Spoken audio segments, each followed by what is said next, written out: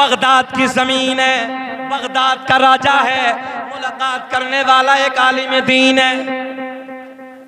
किताब का नाम है बहजतुल असरार। छोटी किताब नहीं, बड़ी जिम्मेदार किताब है। सुने, मुलाकात करने वाला कौन है? बाबू बैठे। मुलाकात करने वाला कौन? एक आलिम दीन। आने वाला कौन है? आलिम दीन। किससे मुलाकात? बड़े पीर से, शेख अब्दुल कादिर जीलानी से। सुना बड़ा तकवा है, बड़ी परहेजगारी है, बड़ा इल्म है, तवज्जो है, बड़ी करामतें हैं। और एक बात टांडा वालों और मैं आपको बता दूं, गौसे आजम खाली पीर साहब ही नहीं थे, बल्कि अपने वक्त के बहुत बड़े आलिम दीन भी थे, बहुत बड़े मुफ्ती थे। आप पूरे इलाके के फतवे बगदाद में आते थे, इतने बड़े आलिम दीन। तो मौलाना साहब 100 किलोमीटर सफर करके आए। कितना? 100 किलोमीटर से आए। भाई आज हम और आप देखो ना, अपने बरेली में देखो, जब ताजुल शरिया हयात थे तो कितने कितने लोग आते थे यार। किसी को दुबई से देखो, किसी को साउथ अफ्रीका से देखो, किसी को मॉरिशस से देखो, किसी को इराक से देखो, किसी को ईरान से देखो, कोई मदीने से आने लगा। और एक अल्लाह का वली है। और हुजूर ताजुल शरिया के बारे में एक बात आपको और बताऊं मैं, आज बात आ गई है तो कल ये शरीफ में जब ताजुल शरिया हयात, तो उस वक्त उलमा की मीटिंग हो रही थी। तो एक मजजूब बुजुर्ग, मजजूब उसे कहते हैं जिसे होश नहीं होता है, अपना तन मन धन का किसी बात का होश नहीं होता है, थूक बह रहा है, बाल ना गर्द से हटे हैं, कपड़े मैले कुचैले हैं। और उन उलमा के करीब से गुजरा वो बंदा, दीवाना है। कहने लगा, तुम लोग इधर बैठे हो, तुम जानते हो इस दौर का कुतुब कौन है? यही जुमले बड़े जिम्मेदार आलिम ने मुझे ये बात बताई, वो मौजूद थे। कहने लगे, हजरत तो मजजूब बुजुर्ग ने कहा कि तुम जानते हो इस दौर का कुतुब कौन है? तो कहने लगे, हुजूर आप बता दीजिए। उन्होंने कहा, अगर इस दौर का कुतुब देखना है ना तो जाओ शहर बरेली में अख्तर रजा के हसीन चेहरे को जाकर देखो। तो कोई मामूली बात नहीं थी ताजुल शरिया की। और मैंने उस जमाने में कहा था जब ताजुल शरिया हयात थे कि लोगों, कुछ दिनों के बाद वो वक्त आएगा जैसे लोग हुजूर मुफ्ती आजम हिंद के मुरीद को देख के ना हैरत में पड़ जाते हैं और कहते हैं कि आपने हुजूर मुफ्ती आजम हिंद को देखा है, आपने हुजूर मुफ्ती आजम हिंद की जिंदगी को देखा है। मतलब आने दो, एक वक्त वो आएगा लोग ना हैरत से देखा करेंगे कि तुमने ताजुल शरिया को देखा है। आज वो दौर है, आज वो वक्त है। हमने मुल्क के चप्पे चप्पे में जाके देखा है, गोशे गोशे में तकरीर करने के बाद आज भी हमने शहर बरेली का नाम हर जगह गूंजते देखा है। आओ सुने मोहब्बत की बात। आलमे तवज्जो है, वो आलमे रूहानियत का वो बुजुर्ग, तसव्वुफ की दुनिया का बादशाह, जिसका नाम है अब्दुल कादिर जीलानी। आज तो वली कदम कदम गली गली देख रो 10-10 अंगूठी और दड़मुंडे पीर, अल्लाह रहम फरमाए। दड़मुंडे, हम पंजाब में चले गए तकरीर करने तो कई पीर साहब बैठे, मतलब ये कैसे पीर साहब है, मतलब हमारे बरेली इलाके में आ गए ना, हमारे अमरवाही ने धूल उतार देंगे पीरों से। दड़मुंडा को पीर होता बताइए? शरीयत का खून करे पीर होता? मतलब ही नहीं होता। अंगूठी पहन रखी है, पूरा जर्नल स्टोर लेके फिर रही साथ साथ में, और अपने आप को पीर बता रही है। अल्लाह खैर करे। सुने मोहब्बत के साथ अगली बात लंबी हो रही है। आलिम साहब आए, 100 किलोमीटर का सफर करके आए, बगदाद के राजा से मुलाकात के लिए आए। सुना था आपकी करामतें, आपका तकवा, आपका इल्म। किसी से पूछा, कहाँ है अब्दुल कादिर जीलानी? ए बाबू बेटा इधर इधर देखें। पूछा कि कहाँ है अब्दुल कादिर जीलानी? तो किसी बताने वाले ने बताया कि बगदाद की जामा मस्जिद में है। आखिरी बात कर लूं, ये अगर बेचैनी ना हो तो पूरी कर दूं, ये बात पूरी कर दें? बोल दे सुभान अल्लाह।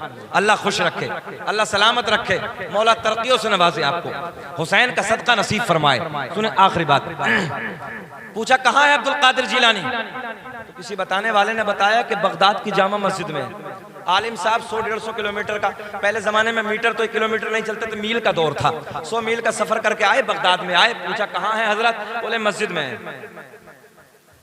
अब मस्जिद की तरफ आए तो सरकार गौसे आजम बड़े पीर वुजू खाने पे बैठे हैं और वुजू की तैयारी कर रहे हैं। ये मौलाना साहब पीछे खड़े हैं और इस इरादे से खड़े हो गए कि हजरत वुजू से फारिग होंगे तो मैं मुलाकात करूंगा।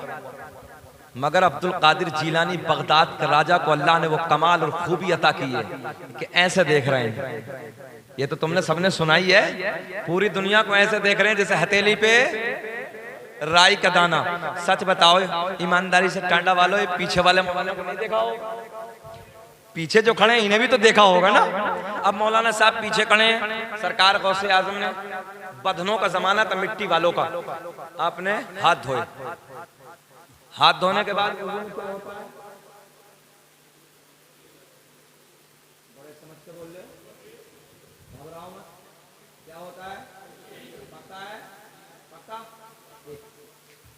हाथ धोने के बाद कुल्ला, मगर गौसे आजम ने हाथ धोने के बाद कुल्ला नहीं बल्कि नाक में पानी डाला, और नाक में पानी डालने के बाद फिर कुल्ला किया। मौलाना हाशिम, तो ये मौलाना साहब पीछे खड़े खड़े देख रहे थे, कहने लगे यार बड़ा तकवा था, बड़ा इल्म था, बड़े चर्चे थे, बड़ी करामती, बड़ी परहेजगारी, इन पे तो वुजू भी नहीं। मैं आपको बताने लगा हूं मौलवी की नजर बड़ी बारीक होती है और मौलवी जल्दी किसी को कबूल नहीं करता है। कहने लगे नहीं, बोले इन पे तो वुजू भी नहीं, क्या करामत होगी, क्या तकवा होगा, क्या परहेजगारी होगी। वापस जाने लगा। जैसे कदमों को वापस खींचा, बगदाद के राजा खड़े हो गए, मुस्कुरा के फरमाया मौलाना कैसे हुआ ना। अब तो मुस्कुराना। जाते जाते मौलाना ठहरे, दुआ सलाम। गौसे आजम ने फरमाया मौलाना कैसे आना हुआ? बोले हजरत चर्चा बहुत सुना था आपके इल्म का, आपका तकवा, आपकी परहेजगारी, आपका इल्म। बोले फिर क्या हुआ?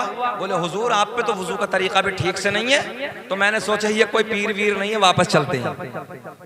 जहन हाजिर रखें, कोई मामूली नहीं है निसार भाई, बड़ा पीर है, पीरों का पीर, रोशन जमीर शेख अब्दुल कादिर जिलानी। गौसे आजम ने फरमाया मौलाना वुजू का तरीका क्या है? वुजू का तरीका तुम बता दो साहब, वुजू का तरीका। कहने लगे हजरत हाथ धोने के बाद कुल्ला है, बाद में नाक में पानी, आपने पहले नाक में पानी बाद में कुल्ला डाला। गौसे आजम ने फरमाया मौलाना कहाँ लिखा है? बोले मेरे घर पे मेरी लाइब्रेरी में जितनी किताबें सब में मसाइल की किताबों में यही तरीका, यही तरीका है। गौसे आजम ने मुस्कुरा के फरमाया मौलाना ठहरो, एक निगाहे वलायत डाली, 100 किलोमीटर पे जितनी किताबें थी सारी। कब बोलोगे सुभान अल्लाह? कमाल है यार, बड़ी संजीदगी से सुनने हो, जरा बोल दो लहक के सुभान अल्लाह। एक निगाहे वलायत डाली, 100 किलोमीटर पे जितनी किताबें सारी सामने। कहा मौलाना तुम्हारी हैं? बोले हाँ। बोले निकालो। मौलाना ने पहली किताब निकाली, खोला, किताब में वही लिखा था जो बड़े पीर का तरीका था। दूसरी किताब निकाली, उसमें खोल के देखा तो वुजू के तरीके में वही लिखा जो बड़े पीर का तरीका, पहले नाक में पानी बाद में कुल्ला। तीसरी, चौथी, पांचवी, छठी, सातवीं, आठवीं सारी किताबें निकाली, मगर सब में एक ही बात, सब में गौसे आजम का तरीका, पहले नाक में पानी बाद में कुल्ला। गौसे आजम ने फरमाया मौलाना अब बोलो। कहने लगे किताबों में गलत है, तवज्जो है, किताबों में गलत लिखा है, बात मेरी ठीक है, पहले कुल्ला बाद में नाक में पानी। क्या कहा मौलाना ने? किताबों में बात, ऊंचा बोले बात, ये कहो बात मेरी ठीक है। क्या कहा? बात। अच्छा ना माने मौलाना। गौसे आजम ने फरमाया जमीन फट जा। जमीन फटी, मौलाना नाफ तक दबे, बोले मौलाना को पकड़ ले। गौसे आजम के हुक्म पर जमीन फटी, मौलाना नाफ तक दबे। गौसे आजम ने फरमाया मौलाना अब बोलो। पहले कुल्ला, पहले नाक में पानी। कहने लगे चाहे कुछ भी हो जाए, पहले कुल्ला है बाद में नाक में पानी। कहां तक दबे मौलाना? बता दो। नाफ तक। गौसे आजम ने फरमाया जब मौलाना कहने लगे चाहे कुछ भी हो जाए बात मेरी ठीक है, बड़े पीर ने फरमाया जमीन और फट, जमीन और फटी, मौलाना गले तक दबे। कहां तक? अच्छा कुछ तो देखो कितने हंस रहे हैं, कुछ तो सोच रहे होंगे एक दफा और कहते मौलाना खत्म। अच्छा मौलाना तो मर जाए, अपने जान दे दे मौलवी। बात अंदर से राजी हो रहे हैं, बोले मौलाना साहब कहेंगे ये और फट, मौलाना कहे खट, मौलाना अंदर, मगर नहीं अभी यहां तक दबे हैं। कहां तक? गौसे आजम ने फरमाया मौलाना अब बोलो। कहने लगे चाहे जान चली जाए बात, ऊंचा बोल दो बात, पहले कुल्ला है बाद में नाक में पानी है। बोले अच्छा। गौसे आजम ने फरमाया अगर लोहे महफूज पे दिखा दूं तब। आए हाय कब बोलोगे सुभान। कोई लोहे महफूज दीवार के पीछे नहीं है। बड़े पीर ने फरमाया अगर लोहे महफूज पे दिखा दूं तब। कहने लगे दिखाओ। बड़े पीर ने फरमाया गर्दन उठाओ। आने वाले मौलाना ने गर्दन उठाई, सारे हिजाबात के पर्दे फट गए, सामने लोहे महफूज नजर आने लगा। कहा मौलाना देख लो। लोहे महफूज पे जब पढ़ के देखा तो लोहे महफूज पे भी वही लिखा है जो बड़े पीर का तरीका है। कहने लगे मौलाना अब बोलो। बोले जी चाहे कुछ भी हो जाए, पहले कुल्ला है बाद में नाक में पानी। अपनी देहाती जबान में हम और आप कहते हैं अड़ियल मौलाना, कहते हैं ना। बोले मौलाना अड़ियल है मानेंगे नहीं, मगर आज का कोई अड़ियल मौलाना हो जाए तो ए मुतवल्ली खत्म करें ऐसे मौलवी को, हमें जरूरत नहीं है। बात सही है। अड़ियल मौलवी चाहे सच्ची बात पड़ जाए, हक बात पड़ जाए, मगर नहीं ऐसा मौलवी नहीं चाहिए। मौलवी वो हो जो हमारा गुलाम हो, मौलवी वो होना चाहिए जो हमारी सुने, हमारी औलादों की सुने।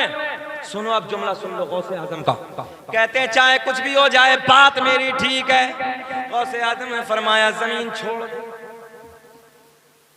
जमीन ने छोड़ा। मौलाना निकल के बाहर। फरमाया मौलाना हम तुम्हारा इम्तिहान ले रहे थे, बात तो तुम्हारी ठीक है, मगर जब तक तुम्हारे जैसे हक कहने वाले आलिम दुनिया में मौजूद हैं, कोई मेरे नाना की उम्मत को गुमराह नहीं कर सकता।